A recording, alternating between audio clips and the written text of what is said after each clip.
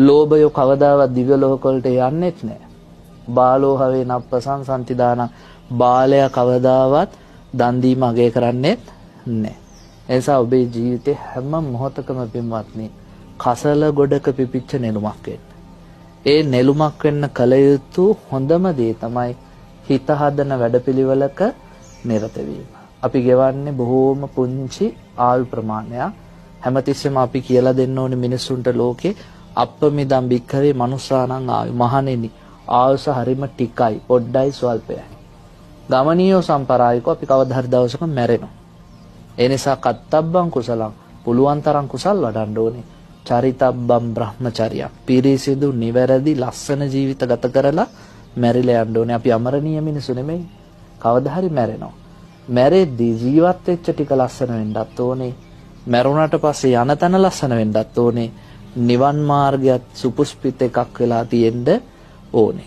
එසා මේ ලෝකයේ පින්වත්නි කැත එකක් නෙමෙයි ලස්සන එකක්. ලෝකේ හැමදාම ධර්මයේ තියෙනවා. ධර්මයේ මැරෙන්නෙත් නෑ. අද මිනිස්සු කියන ධර්මයේ පිරිහිලා කෝ ධර්මේ නෑ ධර්මයේ තියෙනවා. ධර්මයේ අඩුවක් නෑ. අපි කිව්වට අද තරුණ පරම්පරාව හරිම නරකයි කියලා එහෙම නෑ. හැමෝම එහෙම නෙමෙයි. හොඳ දරුවෝ ඉන්නවා. වෙලා තියෙන්නේ සමහරුන්ගේ හිතවලින් ධර්මය ඈත් වෙලා. හිතවලින් ධර්මය ඈත් වුණාම මේගොල්ලෝ ජීවත් වෙනවා. ජීවත් වුණාත් මල කඳන් වගේ. අර අපේ ධම්මපද ගාථා කියන අප්පමත්තා නමියන්ති යේපමත්තා යථාමත්තා. පමාද වූ ජීවත් වුණත් මලකුණු වගේ. ධර්මයේ නැති ජීවිතේ එහෙමනේ. ඒගොල්ලෝ ජීවත් වෙනවා ආගේ පතේ හයිය තියෙන හැබැයි මලකුණු වගේ.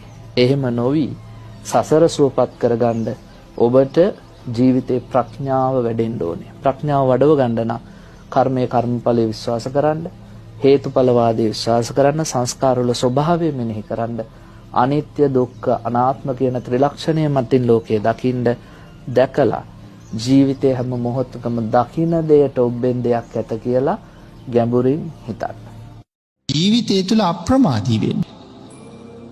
හැම වෙලාවෙම කුසලයේ උදෙසා මහන්සි වෙන්න. අපි කම්මැලිම කුසල් කරන්නනේ.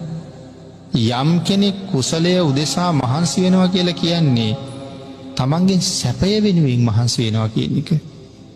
දැන් අපි මහන්සි වෙනවා ඉගෙන ගන්න, මහන්සි වෙනවා රස්සාව හොයාගන්න, මහන්සි වෙනවා ව්‍යාපාරය දියුණු කරගන්න, මහන්සි වෙනවා මේ කොච්චර ඉගෙනගෙන කොච්චර මහන්සි වෙලා හරි කෝටි ගණන් හම්බ කළත් ඒ ඔක්කොම මෙහෙ දාලා අපි යන්න බෑ.